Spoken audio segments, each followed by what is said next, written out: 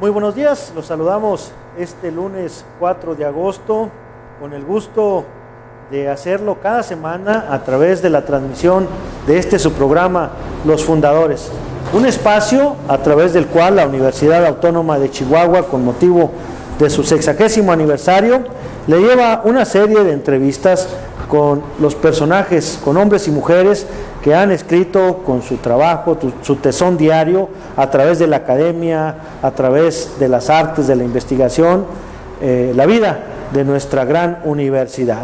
Le recordamos que estamos transmitiendo por el 105.3 de frecuencia modulada y el 1310 de amplitud modulada, y también pues lo invitamos a participar en esta etapa de experimentación de nuestra nueva señal a través del 106.9, donde se comenzará a transmitir toda la programación que desde hace 57 años venimos realizando a través del 1310 de amplitud modulada. Bueno, esta mañana en su programa Los Fundadores tenemos a un gran amigo, a un académico, a un entusiasta investigador universitario y también de las artes, en especial del teatro, al maestro Manuel Talavera Trejo, a quien le damos la más cordial de las bienvenidas. Muy buenos días, maestro. ¿Qué tal? Buenos días.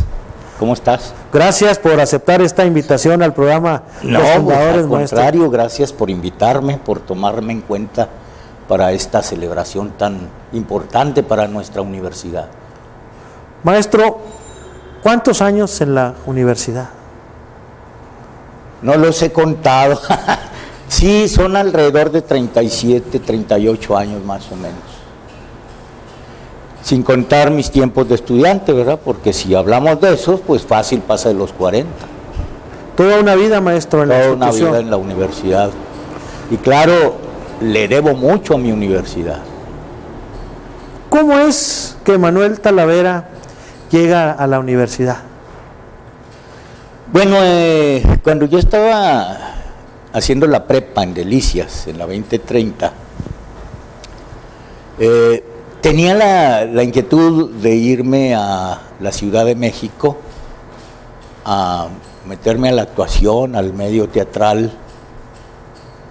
pero en aquellos tiempos era siempre recomendable que uno tuviera aparte una carrera seria. Sí. Al menos así se veía, esto no es muy serio, tómate algo más serio. Y yo me fui a estudiar Derecho a la UNAM, pero aguanté solamente 2 meses porque me la pasaba todos los días con los ojos llorosos, se me inflamaban, mucho catarro todos los días, unas alergias tremendas, y no aguanté más que 2 meses y me regresé y me metí a Derecho aquí en la UACH. Pero luego me di cuenta que el derecho no era lo mío, porque yo era más bien chueco. El derecho no fue lo mío finalmente y terminé en letras españolas. Ahí sí terminé toda la carrera de letras, y que fue a principios de los 70s, aquí más o menos 73 por ahí empecé yo en la Facultad de Filosofía y Letras. Claro, tuve como maestros a los fundadores, como el maestro Gaspar Gumar Orozco, al maestro Federico Ferrogay, y desde luego a muchos otros como el maestro Luis Nava, como Hildeberto Villegas, que siempre para mí ha sido un gran maestro, un gran profesor. Entonces, de ese modo fue como llegué a la Universidad Autónoma de Chihuahua, porque yo pretendía hacerme chilango y meterme al medio teatral en el DF, y pues las condiciones de la misma ciudad tan grande, tan contaminada, me empujaron a devolverme, y aquí estoy desde entonces. Y lo del teatro, pues fui a caer en el teatro desde que estaba en la primaria. Puedo decir que tengo fácil arriba de 50 años he metido en el teatro, desde que era niño estaba yo en el teatro. Y aquí en la universidad entré a hacer teatro por invitación del maestro Fernando Saavedra, cuando yo era estudiante de Filosofía y Letras. En ese tiempo Saavedra, creo que la primera obra a la que me invitó a participar, y eso como ¿cómo se dice? Casi como en el cine que dicen de como extra, ¿no? Como extra. Sí, claro, sí tenía algunos parlamentos, pero yo ya tenía tiempo haciendo teatro. Te digo que desde niño empecé haciendo con La Cenicienta, La Bella Durmiente, todas esas cosas. Entonces él me invitó a participar y de ahí me fui poco a poco introduciendo en el teatro universitario y terminé dando clases también en teatro universitario, en el entonces Departamento de Bellas Artes. Del cual también usted posteriormente fue también director. Sí, entre el 1988, 1995. ¿Ya era instituto? ¿O seguía siendo departamento? Cuando yo empecé era departamento. Nació como instituto, el Instituto de Bellas Artes. Ahí están los nombres de Ernesto Talavera, que fue, podríamos decir, el primer director, porque era el director de la Escuela de Música, que se integró a Bellas Artes, que era entonces instituto. Y está también el maestro Aarón Piñamora. Yo lo conocí desde que yo era niño.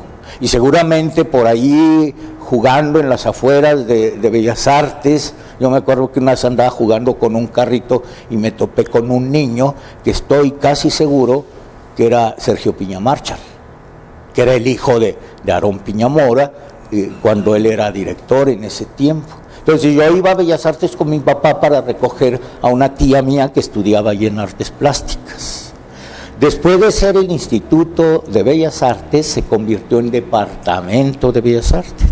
¿Por qué departamento? Porque dependía de la Dirección de Extensión, era prácticamente un apéndice de la Dirección de Extensión y Difusión Cultural. Entonces, cuando yo llego a la dirección, no era director de Bellas Artes, era el jefe del Departamento de Bellas Artes, ¿sí? Y siendo jefe de ese departamento, pues me dio por formalizar los estudios, por buscar el apoyo, el equipo, la gente que me echara la mano para sacar adelante una licenciatura, y a través de eso lo volvimos a convertir en instituto, ya siendo facultad. Digo, siendo una carrera, pasó a ser instituto. Una carrera profesional. Entonces se convirtió otra vez en instituto, y de ahí ya con su propio crecimiento fue hasta la condición en que se encuentra ahora como Facultad de Artes. Pero ha pasado por muchas etapas. Claro. Maestro, sobre la importancia del estudio de las bellas artes en una comunidad, ¿qué importante es? Regularmente, luego como usted hizo la expresión al comenzar la entrevista, donde dice, dedícate a algo serio, a algo que sí realmente te deje, hablando... Sí. ¿Qué importancia tiene en una comunidad el hecho de que exista una institución que pueda ofrecer estudios sobre arte, maestro? Bueno, cuando nosotros empezamos a trabajar en este proyecto hubo voces en contra, desde luego. Hubo voces que decían que eso era una... ¿Me permites decir la palabra? Una jalada. Así decían, eso no es posible. ¿Cómo que estudios de artes? Inclusive muchos maestros de la propia facultad o de entonces departamento decían, es que el arte no se estudia, no se enseña. Y yo les dije, claro, es muy posible y que tengan razón de que el arte no se enseña, pero sí se aprende. Entonces, ¿qué mejor que un lugar donde puedan aspirar a aprenderlo y que la misma universidad les dé un documento que certifique su formación como artistas? O no, ponle que no como artistas, pero sí como un profesional de las artes. Pero ¿qué importancia tiene esto? Pues yo siempre he compartido la idea que muchos manejan en el sentido de que las artes o el arte es la fisonomía de los pueblos. La gran mayoría de las culturas antiguas las conocemos por su arte, ¿sí? A lo largo de la historia humana, el arte ha sido un testimonio de la evolución humana, ¿sí? Y por otro lado, siendo nuestra fisonomía, es nuestra cara al mundo también. Y nosotros, los mexicanos, por lo regular, no lo hemos valorado. Te voy a decir una cosa que puede que ofenda a muchos. A veces sabemos mucho más de culturas ajenas, de Europa, de las tendencias teatrales o artísticas de Europa o de Estados Unidos, que de las propias. Es poco interés lo que tenemos.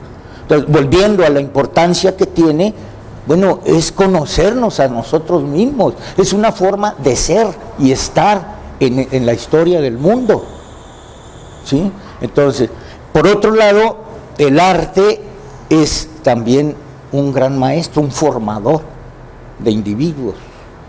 No se trata de que todo mundo sea artista, sino que todo mundo, todo ciudadano tenga acceso al arte y aprenda a través del arte muchas cosas que son para la vida y que son para tu desenvolvimiento personal como individuo y como sociedad.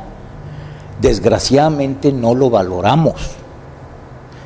Y me atrevo a decir que ni siquiera las autoridades lo valoran. Es más, yo siento a veces que los que les toca gobernar en cualquier periodo, en cualquier momento de nuestra historia, han recurrido al arte más bien como una especie de bandera política que por una convicción verdadera de que el arte... Un ejemplo es muy claro. ¿Cuántos años tiene el mundo, no hablo ya de Chihuahua, queriendo educar a través del arte? Desde Platón. La tesis de Platón era que la educación debería ser a través de las artes. ¿Por qué no se ha hecho después de tantos siglos? Los romanos, maestro, enseñaban el arte de la guerra, pero también el arte. Claro. Era fundamental que se enseñara el arte a los niños, sí, desde pequeños. Sí, de los romanos sabemos cuestiones militares, todo lo que tenga que ver con la milicia, con las leyes, pero también sabemos de su arte. La influencia de Grecia, sí, hacia su cultura. Entonces, ¿qué importancia tiene esto? Pues yo creo que la importancia está clara. No lo hemos sabido entender. No puede ser posible una educación artística con menos de 2 horas semanales en las escuelas.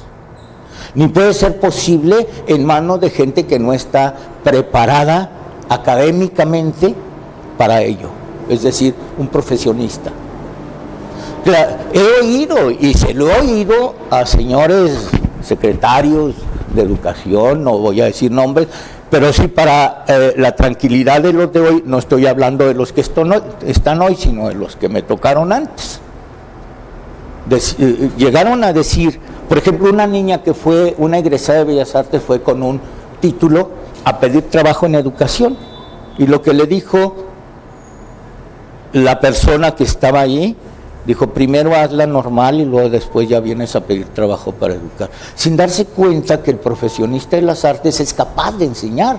El arte es pedagógica en sí misma, el teatro es en sí mismo una pedagogía. Entonces, para mí eso indica que los que verdaderamente no saben de arte son ellos, y que me perdonen, pero son cosas que me ha tocado vivir a lo largo de estas décadas, y seguimos donde mismo, o quizá para atrás. El arte da identidad, maestro, a los pueblos. Claro, claro. Y que las historias clásicas, por ejemplo, un Edipo, pensamos en Edipo, perdón. Sí, maestro. Edipo rey, siempre relacionado a lo que le dio Freud, al complejo. Complejo de Edipo. Edipo es el hombre que amaba a su madre, por eso. Y todos los hombres que aman a su madre, pues son edipitos. Y hasta ahí se nos queda esa herencia cultural, transformada en otra cosa. Pero la esencia de Edipo es la identidad. El hombre que se preocupa por su identidad el hombre que busca su identidad en su pasado, aunque esa identidad lo hunda. El hombre exiliado, por ejemplo, ya hay muchos Edipos que van, por ejemplo, en el lomo de la bestia, que buscan cómo asegurarse un futuro, mejorar su vida, pero que les preocupa también el quién soy, ¿sí? El quién soy y a qué pertenezco. Eso es muy importante, y esa es la figura arquetípica de Edipo. Entonces, todo lo que tenga que ver con nosotros mismos, todo lo que tenga que ver como nosotros como sujetos, como individuos, esa identidad individual que tenemos, pero también todo lo que tenga que ver con nosotros como comunidad, todo lo que tenga que ver con el sentido común, porque el sentido común no es ese común vulgar, ordinario, que creen que todo mundo lo tenemos, no. Sentido común es sentido de comunidad, es sentimiento de comuna. Lo que es bueno para mí debe ser bueno para todos los demás. Lo que es bueno para toda la comunidad me es bueno a mí. Soy parte. Y entonces esa identidad como grupo, como comunidad, es importante, y creo que esa veces la perdemos.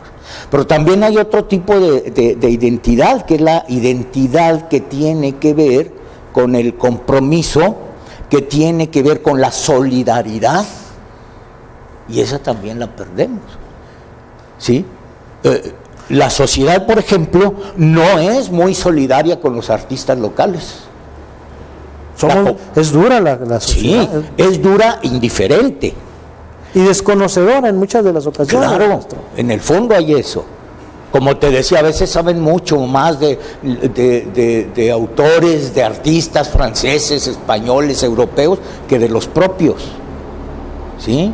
Entonces, todo eso tiene que ver con ese sentimiento de comunidad, con ese sentido común, y tiene que ver con nosotros como comunidad, como sociedad, y como solidaridad que debemos tener. Nosotros no tenemos mucha solidaridad de nuestra sociedad en cuanto a nuestros movimientos y nuestras manifestaciones artísticas. Hay una carrera en artes, volvemos otra vez al mismo tema, que algunos alumnos que les dicen, un estudiante de ingeniería o de conta o de derecho, ¿qué estás estudiando? ¿Tú eres de la UAS? Sí. ¿Y qué estudias? Pues estudio teatro. No, pero en serio, a una carrera seria no está, digo estudiar, no, pues estudio teatro, eso se estudia, así, pero la misma sociedad, los mismos medios, Televisa, todos esos, tienen la culpa de que se piense que el artista no estudia, ¿sí? Una vez estaba viendo una entrevista que estaba haciendo alguien de la televisión, porque no les pongo mucha atención, pero esa vez me llamó mucho la atención porque le dice la entrevistadora a una entrevistada, ¿y tus hijos estudian o se dedican al arte? Como si el arte no se estudiara, como si el arte no fuera una cultura que se tiene que aprender, cultivar, ¿sí? Es decir, lo traigo y ya, no necesito estudiar. Y me acuerdo muy bien de un sobrino mío que cuando estaba chavalo, ¿no?, quería ir a la secundaria o algo así, y mi hermana le dijo, tienes que estudiar, ¿cómo se te ocurre que vas a hacer tu vida sin estudiar? Y dijo, es que yo quiero ser como mi tío Manuel. ¿Cómo? Sí, así como él. ¿Pero qué tiene él? ¿Qué crees, que él no estudió? Y se quedó muy serio, ¿no? O sea, el niño creía que yo había nacido con todo y no había tenido que ir a la universidad. Y pues desgraciadamente no es cierto. Qué padre que uno naciera ya con todo, ¿verdad? Y yo creo que también trae unos dones, que tiene uno cierta vocación, atributos, pero se tiene que cultivar. Puedes nacer con talento, pero si no lo cultivas de nada te sirve, ¿sí? Puedes tener mucho talento, pero nada de vocación. Vocación es abocarme a eso, dedicarme a eso, entregarme con pasión a eso, así sea a cuidar cerros o a cuidar una milpa, que a escribir libros o poesía. Te dedicas a eso en cuerpo y alma porque es tu pasión. No solo es tu profesión o tu vocación, es tu pasión también. Y creo que eso nos falta mucho en muchos aspectos, entregarnos con pasión a las cosas. Maestro, se habla hoy en día de violencia, de muchas cosas, de los ninis, de tanto factor negativo. ¿De qué manera el arte surge y viene precisamente a paliar porque en muchas de las ocasiones se buscan miles de soluciones a las problemáticas que vivimos como sociedad? El arte, en este caso, la cultura, sirve o viene a... Yo creo que sí. El problema es que no está en toda la sociedad, ni se toma en serio como parte, digamos, de un proyecto gubernamental o social para combatir este tipo de problemas. Pero creo que no se debe manejar en ese sentido, vamos a hacer arte para combatir, no, hacerlo y sus resultados vienen por sí solos, ¿sí? Hablar de violencia, por lo regular pensamos en violencia con balazos, el salir a la calle y tengas peligro, siempre lo estamos relacionando con el crimen, pero la violencia está en todos sentidos, está la violencia familiar. Estar sin empleo o que te despidan de tu trabajo es violento, es violencia. Y la gente que se despide, como está sucediendo ahora, que me perdone el señor gobernador, pero parece ser que el Estado se está manejando como si fuera una empresa. No me sirve, me estorba, estoy gastando mucho en estos, van para un lado. Pero eso genera violencia, eso genera inseguridad. ¿Sí? La inseguridad, estar en la zozobra porque no tienes trabajo es terrible, es horrendo eso, y tenemos un grave problema de desempleo. Y qué bueno que vienen empresas a establecerse y que generan empleo, que generan trabajo, pero es de maquila. Que aspiramos a ser un país, una potencia en mano de obra barata, caray, eso es verdaderamente preocupante. Que bienvenidas todas esas empresas, pero ¿qué pasa con muchos profesionistas que salen de una carrera y no encuentran trabajo? ¿Cómo se genera empleo para ellos? Si el que se está generando es para mano de obra. Alguien que egresó de una carrera me dijo, pues fui a pedir trabajo en una maquila y me dijeron que mis estudios son muy elevados para estar aquí.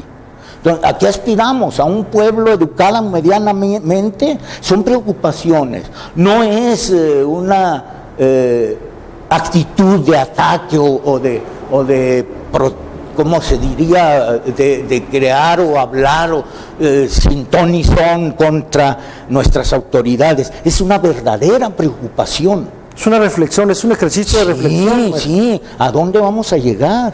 Decimos, México va a avanzar. Yo no lo veo, que me perdonen, pero no lo veo avanzar. Yo lo que veo es que avanza verdaderamente para poder favorecer grandes empresas.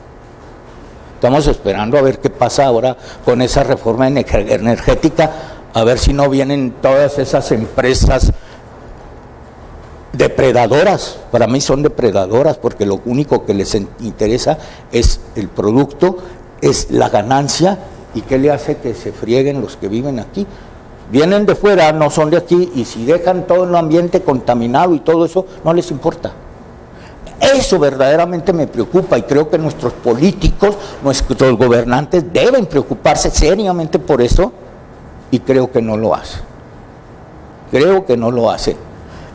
Yo siento mucho que el político tiende, como por naturaleza, a mentir, y eso me preocupa seriamente. Yo invito a los políticos, a los gobernantes, a nuestras autoridades a que reflexionen sobre eso. Y a lo mejor me van a decir, es que no hay otro camino más que este. Pero sí debe haber otros caminos, otras formas. La energía no es solamente el petróleo. Infinidad de opciones que tenemos. En fin, hay que se ocupen, pero nosotros también, como parte de una sociedad, estamos obligados a manifestar nuestras ideas. Lo que pasa es que también somos un pueblo muy callado. Hagan lo que hagan, estamos calladitos.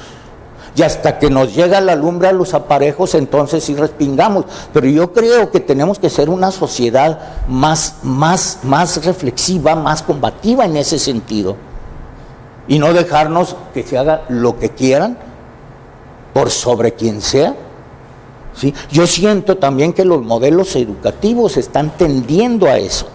Sé exitoso, triunfa, pases por encima de quien tengas que pasar. Y eso también es muy preocupante. Bueno, no sé si me estoy desviando. Bueno, es un ejercicio de reflexión. Sí. Es una entrevista con un ciudadano, un académico, un maestro universitario, y bueno, el ejercicio de reflexión pues es obligado de alguna u otra manera. Esperemos que esta entrevista pues sea del agrado de nuestros radioescuchas que nos sintonizan a través de las frecuencias universitarias con motivo de este 60º aniversario de la universidad. Vamos a un corte y regresamos con más en esta segunda parte de la entrevista al maestro Manuel Talavera Trejo. Muy buenos días, estamos ya de regreso en su programa Los Fundadores, en una entrevista pues muy interesante, una entrevista muy reflexiva con el maestro Manuel Talavera Trejo, académico de la Facultad de Artes de la Universidad Autónoma de Chihuahua, en un profundo análisis precisamente de esta realidad que se vive en cuanto a lo que es el arte, maestro, la influencia del arte. Yo quisiera preguntarle, maestro, si el arte, se tiene en muchas de las ocasiones la idea de que el arte no genera riqueza, pero el arte en sí es riqueza para un pueblo. En muchos sentidos. Regularmente pensamos riqueza en términos financieros, en términos económicos, riqueza en dinero, pues, que sí puede generar, el arte es capaz de generar. Ahí tienes las grandes obras que ahora cuestan millones de dólares, ¿no? Bueno, pero digamos que eso ya es un producto del mercado, porque desgraciadamente los valores predominantes en nuestro mundo actual son los valores de la economía. Nada puede ser valorado si no está visto a través de la lente de la economía, ¿sí? Cuando sabemos que hay muchos otros valores de gran importancia y riqueza, ¿sí? que estamos desterrando prácticamente de nuestro panorama, ¿no? Entonces, en ese sentido también es devaluado el arte. No una devaluación efectiva sobre la obra artística, sino devaluado desde el punto de vista valor de la mirada de la sociedad. Nos preocupan más otras cosas. Nos preocupa más el tener ganancias, el vender, ¿sí? Y eso pone en riesgo a la actividad artística. No lo pone, ya lo puso, ya está en el mercado. Es decir, el arte convertido en un valor de mercado, lo que lo devalúa como arte también. Una gran tendencia a que se establezca una especie de estética global, en donde los valores del arte son medidos casi con la misma regla con que se miden los supermercados, y eso es muy peligroso. Pero el arte, el auténtico arte, sigue perseverando, sigue allí, ¿sí? ¿Por qué no forma parte de un modelo económico? ¿Por qué no forma parte de la dinámica social en torno a la economía? Porque se resiste y porque no es su lugar, ¿sí? Y porque tenemos que darnos cuenta que nuestra vida, el sentido de nuestra vida como sociedad o como humanidad, si quieres preferirlo, no se va a sostener solamente en torno a la economía, sino a muchos otros valores que tienen que ver con las humanidades, con la manera de conocernos, de saber de nosotros, de apreciar nuestro valor como seres humanos y fundar en cada ser humano ese tipo de valores que se han ido tergiversando o que se han ido trastocando o que simplemente se han ido esfumando o haciéndose invisibles. ¿Me perdí un poco? Bien. Yo quiero preguntarle, maestro. No, maestro. Si es que perdí de pronto de vista la pregunta original. No, pero bueno, al final de cuentas, a través del arte se transmite esa, como usted decía, la riqueza, pero también, oiga, hay una gran riqueza en la práctica de los valores. Un pueblo que practica los valores es un pueblo rico. Claro. Y a través del arte nosotros podemos promover los más altos valores, como también los más altos, oiga, nos vamos a las dos caras de la moneda, los valores, en este caso, los antivalores y cuestiones más bajas que puede llegar a un pueblo a través del arte. Sí, volviendo, por ejemplo, al problema de la educación artística en las escuelas, ahí radican muchos de las causas por las que no ha sido posible, y parece muy lejana esa realidad de que el niño desde la primaria, desde el kinder, vaya teniendo relación con el arte. Porque, por un lado, y lo he vivido, y lo he leído, y ha sido una coincidencia entre muchos otros que se ponen a reflexionar en torno a este tema. El arte, por ejemplo, es visto por muchos como algo que es lujoso, que es algo que está como un lujo fuera del alcance de todos, cuando es lo contrario. El arte es para todos y es de todos, ¿sí? Por un lado. Por otro, el que hemos creído que la enseñanza artística en la escuela es una pérdida de tiempo. ¿Para qué metes a los chavalos en esto si es más importante que aprenda bien las matemáticas? Pero el problema es que ni las matemáticas ni el arte aprende bien el chamaco. Hay que ir a fondo. Lo que pasa es que el arte abre la mente de las personas. A eso iba. El arte te ayuda a generar una estructura mental, no sé en términos profesionales cómo deberá decirse, pero yo me imagino una estructura que tiene que ver con la psicogenética, que te ayuda a aprender mucho mejor muchos aspectos. Entre ellos, la música se dice que ayuda mucho a entender mejor la matemática, ¿sí? ¿Qué pasa si entendemos todo eso? Yo estoy seguro que va a mejorar nuestros niveles educativos enormemente, pero a veces teme uno que sí tenemos la solución y sabemos cómo, pero no queremos. Ahí lo dejo de tarea. No queremos. ¿Qué significa el no queremos? Que a lo mejor hasta ahí no. Y hay quienes se han atrevido a decir es que no conviene un pueblo bien educado porque ese protesta más, reclama más y todo. No me quiero meter en enredas en este sentido, pero yo creo que sí, una sociedad bien educada obviamente es mucho mejor sociedad, con mejores valores.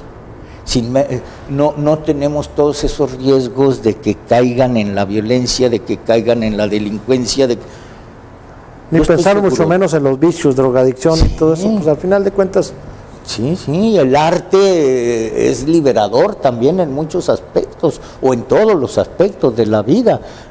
Simplemente, ayer venía manejando yo por la carretera,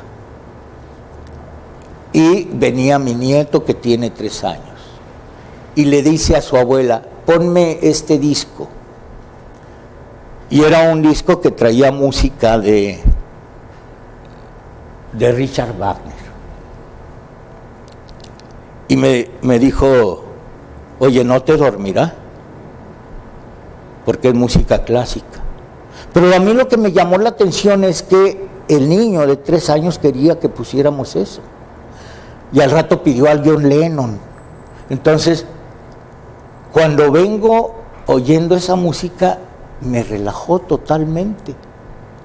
Que llegó el momento en que pensé que a lo mejor iba a pedirle a mi mujer que me supliera al volante porque me estaba dando ese efecto de tranquilizarme a tal grado que podía fácilmente quedarme dormido. No porque me aburriera, porque a mí me encanta sobre todo Valquirias y esas cosas de Wagner, me gusta mucho. Y me llamó mucho la atención que a mi nieto le gustara. Pero hay algo que te está dando, ¿sí?, que te transforma de algún modo. Digamos, es una vivencia muy pragmática el arte. Claro. Y luego pensamos que el arte es puro concepto y cosas. No, es praxis, es una experiencia que se vive. Y se renueva a cada momento. Claro.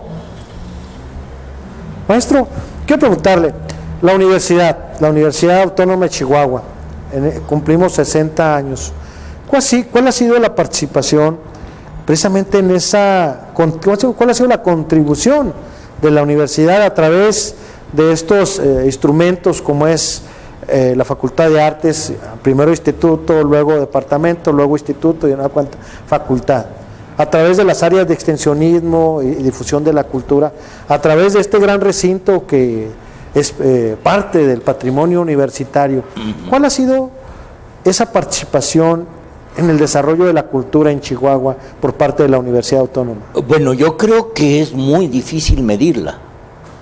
Es inconmensurable, podríamos decir, porque a lo largo de tantos años, y no solamente esos años a partir de los cuales es la Universidad de Chihuahua y luego la Universidad Autónoma de Chihuahua, sino lo que fue antes, el Instituto Científico y Literario, etcétera. Toda esa tradición educativa que ha caracterizado a esta ciudad.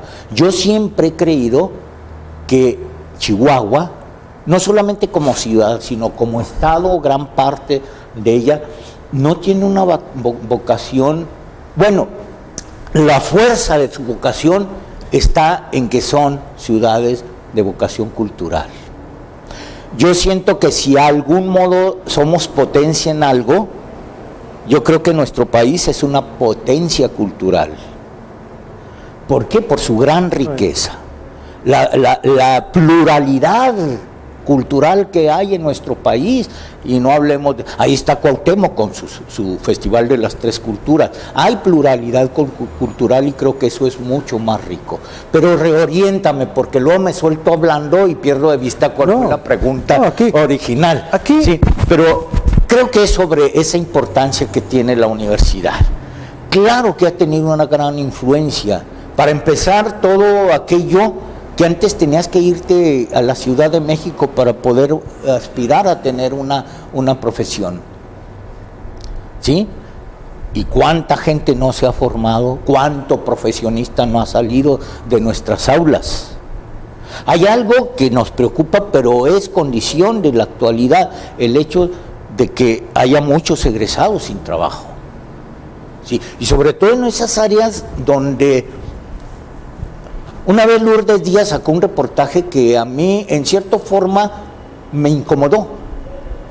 Y pensé incluso en reclamarle a Luli y decirle, oye, ¿por qué es eso? Porque, al menos esa fue mi lectura, no escojas estas carreras, escoge mejor estas porque estas son mejores. No se trata de eso. Yo pienso que aquí lo importante de ese documento que Lourdes publicó es ver esa enorme diferencia, esa gran desigualdad que hay entre un egresado de artes, por ejemplo, y un ingeniero. Es más, a veces el egresado de Bellas Artes gana mucho menos que un albañil. Pero esas creo que son resultados de esa manera que tenemos de valorar nuestra realidad y que no hemos sabido equiparar esas profesiones, ¿sí? En el sentido de que tengan igualdad de derechos, la posibilidad de ganar como un profesionista y no ganar 5,000 pesos mensuales, que de veras es una vergüenza que ganen eso los pobres muchachos, ¿no? Y sí, podemos decir, no, de Bellas Artes hay, la gran mayoría están trabajando, sí, pero en el arte les pagan lo menos, y creo que eso es una desigualdad que se tiene que observar, y esa es la conclusión que saco a través del documento que publicó Lourdes. Pero yo no pienso que se deba influir en los muchachos, en los posibles estudiantes, en decirles, oye, no entres a Bellas Artes ni a Filosofía y Letras, porque esas carreras no te dan mucha chamba, ni vas a ganar tanta lana como gana un minero.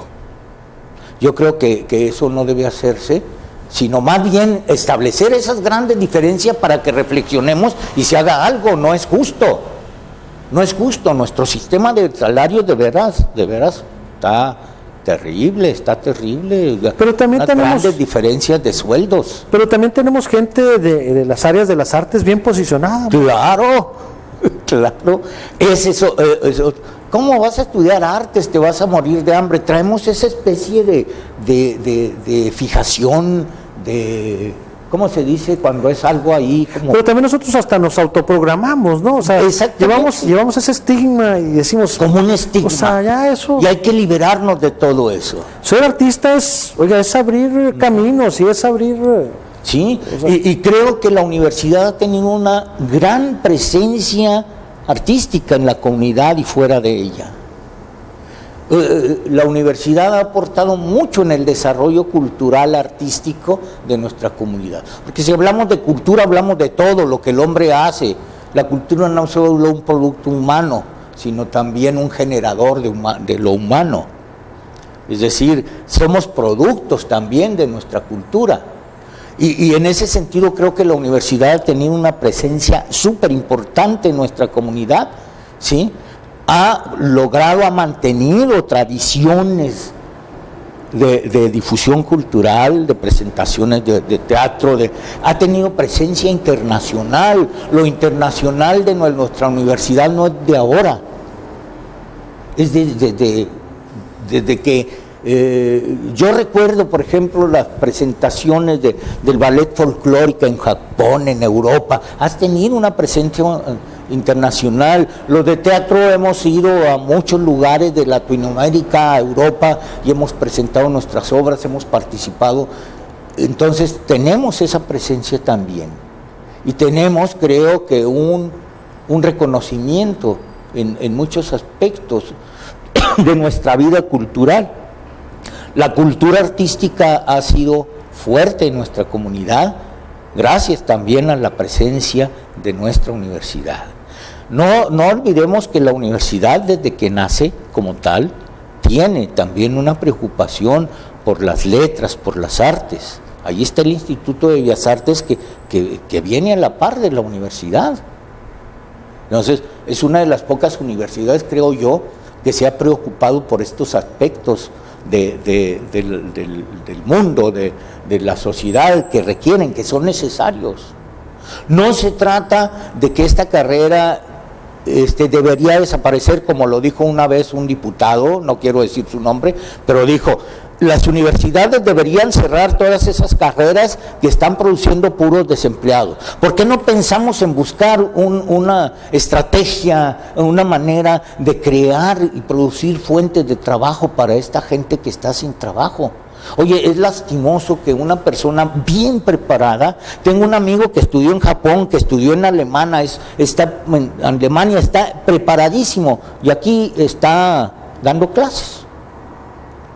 ¿Por qué no se buscan otras estrategias para aprovechar todo ese potencial, todo ese patrimonio que tenemos en esos individuos de grandes formaciones? Es intelectual, es una gran riqueza intelectual. Pero lo ignoramos. Yo tengo un sobrino que vive en Suecia y otro en Alemania porque aquí no tienen chamba.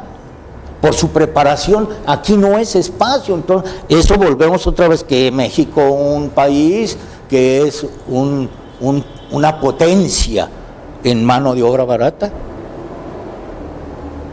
Maestro. Y aparece por ahí una palabra que me aterra: mediocridad. Caray, así vamos a hacer siempre. Tenemos que dar ese brinco, ¿no? Como sociedad y como gobierno. Y creo que en ese sentido tiene una gran responsabilidad la universidad. La universidad, si abre carreras, es porque son necesarias. Un teatrista, un pintor, un abogado, son necesarios en nuestra sociedad, por eso existen. Si no fueran necesarios, no aparecerían jamás. Y no se trata de decir, oye, esta carrera, pues salen muchos, pero no tienen chamba, mejor que se cierre. No, mejor vamos a buscar la manera de que todo el mundo tenga algo que hacer, porque son importantes, porque tienen algo que aportar a la sociedad y tenemos que aprovecharlos y no dejar, como dicen, la fuga de cerebros. Se nos va mucha gente bien preparada a otros lugares, a otros países, porque aquí no encuentra lugar. Y eso debería preocupar a los políticos. Y tenemos que pensar en que el político ya deje de pensar en el poder. Hablamos de una lucha por el poder. ¿Qué es eso? A mí me habla más bien de voracidad, de tener poder, caray. Tenemos que pensar en el servicio público. Claro, perdemos de vista que esos son puestos para servir, no para poder. O para poder servir mejor, en todo caso. Perdónenme de vista ese sentido que debe tener y tiene la política. Son los políticos los que le han quitado a la política este carácter de estar al servicio de. Y no me pongo aquí para que vean que yo soy el que las puede. No, maestro, creo que ahí andamos muy mal.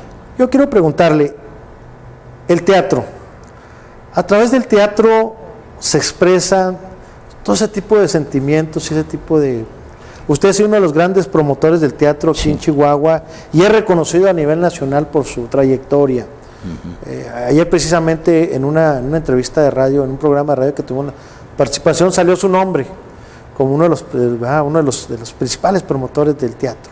A través del teatro se aborda también este tipo de problemáticas. Claro, el teatro tiene la gran virtud de hablarnos de nuestros problemas, pero dejarnos en la mente la inquietud, la reflexión.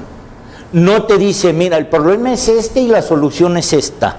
Para eso están especialistas de otras categorías, de otras disciplinas, de otras profesiones. El teatro te lo muestra. A ver, piensa en esto, míralo. El teatro no puede ser, ¿cómo le dicen? Maniqueo. No te puede decir o es rojo o es blanco. No, el teatro simplemente te lo muestra y tú, espectador, toma tus decisiones, haz tus reflexiones. Pero el teatro nos puede hablar de todo. Pero el teatro, al mismo tiempo que tiene esa gran virtud, tiene también la característica de ser, ¿cómo te diré? Al mismo tiempo que puede ser un gran aliado, de que puede ser altamente positivo para la sociedad, puede ser nocivo. Tiene ese poder. Tiene ese poder de echar a perder a una sociedad, como también tiene ese poder de hacer reflexionar y hacer cambiar. Por eso el teatrista o el artista en general tiene un gran compromiso social, porque sabe que tiene en sus manos algo que puede volverse nocivo. Y tienes que ser verdaderamente un profesional, no profesionista, no es igual profesional que profesionista. El profesionista es aquel que tiene un título, el profesional es aquel que tiene una ética y sabe y puede hacer que las cosas marchen y tiene un compromiso y una pasión por lo que hace. Ese es el profesional para mí. Lo otro simplemente es profesionista, tiene su título y ahí dice. Pero ese compromiso consiste en saber qué hago yo. Es como tener en las manos algo que puede explotar y destruir, ¿sí? Y ser tú el responsable de evitarlo, ¿sí? Ese es el compromiso social que el teatrista tiene. Si yo voy a dar teatro para niños, tengo que tener mucho cuidado de que este objeto llamado teatro que yo le llevo a los niños no los vaya a perjudicar, no los vaya a echar a perder, no los vaya a dañar. Al contrario, que me sirva o que les sirva a ellos para crecer como individuos, como sociedad. Ese es el gran compromiso que tiene el teatrista o aquel que se sube a un escenario, porque sí puede ser empleado para cosas negativas. Y eso tenemos que cuidar, y de eso es una gran responsabilidad universitaria, porque el universitario tiene que tener ese compromiso social. esa responsabilidad social, como dirían los empresarios. Tenemos responsabilidad social. ¿Sí? ¿A dónde íbamos? Maestro, ya estamos en la recta final del programa. Me gustaría que nos comentara qué representa la Universidad Autónoma de Chihuahua para el académico, para el ciudadano, para la persona de Manuel Talavera Trejo. Bueno, para muchos la Universidad Autónoma de Chihuahua es una gran oportunidad de crecer, de ser. También es un reto. Es decir, el reto con mirada hacia adelante. Yo no comparto mucho esa idea, es más, la desecho por completo, de mira solo hacia adelante, no voltees hacia atrás. Yo creo que la universidad, y a propósito de que estamos celebrando 60 años, tiene que tener esa conciencia de su pasado. Creo que tiene que mirar hacia atrás, porque eso mirar hacia atrás nos ayuda a comprender mejor lo que somos hoy. Nos ayuda también a descubrir qué errores hemos cometido en ese pasado para no volverlos a cometer. Pero no quedarnos solamente viendo al pasado, sino ver también hacia adelante, que eso es importante. Todo eso que planteamos en una misión y una visión de nuestra universidad está allí. La visión está viendo hacia adelante, pero no podemos dejar de ver lo que hicimos atrás. Claro, para no quedarnos ahí. Yo no puedo entender quién soy, dónde estoy, hacia dónde voy, si no sé de dónde vengo, si no tengo claro de dónde vengo. Y creo que eso tiene que ser como un punto de partida de nuestras reflexiones como universitarios para valorar esta gran universidad que tenemos. Cuidar mucho que eso que llamamos orgullo de ser UACH no llega un momento en que se diga vergüenza de ser UACH. No, tenemos que mantener ese orgullo y tenemos que cuidarnos mucho de que como institución no caigamos en errores y trabajemos por el bien de una sociedad, por el bien de un país en general, porque qué mejor legado puede dejar una universidad a su propio país, a su entorno, a su comunidad, que profesionistas capaces, con ética, con compromiso social, con responsabilidad social. Yo creo que eso es lo más importante, ¿no? Muy bien, bueno, pues ya lo escuchó usted de viva voz de un gran amigo, el maestro Manuel Talavera Trejo, un universitario comprometido con su institución, que hoy pues comparte con nosotros todo este tipo de reflexiones, y tendría que ser de un hombre dedicado al arte, porque el arte es crítica, a través del arte hay crítica, a través del teatro se utiliza el sarcasmo, hay tanta la sátira, hay tantas expresiones a través del teatro, y bueno, el maestro pues ha expresado sus opiniones. Muy agradecido, maestro. Me gustaría agregar un detallito nada más dentro de esta tarea de la universidad, que es importante. Estaba viendo de la entrevista del doctor Tucha. Maestro Tucha, sí, que él hablaba de la variedad, de la gran riqueza de ecosistemas, y habla del desierto que es muy rico. Y yo quisiera decir que también se ha dicho que Chihuahua, desde el punto de vista cultural, es un desierto. Y yo como Tucha afirmo, no es cierto. Hay una gran variedad, hay una gran riqueza en ese aparente desierto que tenemos, ¿sí? Quizá en ese desierto cultural que vemos hay una gran selva que no vemos. Pues muy interesante el comentario. Lo invitamos a que participe de la gran riqueza cultural que ofrece la Universidad Autónoma de Chihuahua a través de este recinto que es el Centro Cultural Universitario Quinta Gameros, a través del programa permanente de teatro con el que cuenta la Facultad de Artes de la Universidad, y es toda una tradición. Todos los sábados y domingos por ahí estaremos dándole a conocer el programa, el calendario del programa permanente de teatro, también de la gran riqueza del Polifórum Cultural Universitario ubicado en el edificio de la Rectoría Universitaria y de tantas expresiones artísticas que ofrece la universidad. Lo invitamos a que conozca y que disfrute el arte a través de la Universidad Autónoma de Chihuahua. Nos despedimos este lunes de esta gran entrevista con el maestro Manuel Talavera Trejo. Muchas gracias, maestro. Gracias. Y bueno, pues invitamos a nuestro amable auditorio a seguirnos la próxima semana en punto de las 10 de la mañana. Estaremos transmitiendo un programa más. Y bueno, envío desde aquí un saludo muy cordial a la maestra Socorro Chapa, otro talento universitario que estará recibiendo el día de mañana un reconocimiento por parte del CONACULTA y el Instituto Nacional de Bellas Artes a su trayectoria como académica y bueno, su trayectoria artística en compañía de nuestro buen amigo también, el maestro Antonio Rubio Saganaga, un gran amigo y compañero universitario. Los esperamos el próximo lunes aquí en su programa Los Fundadores. Muchas gracias.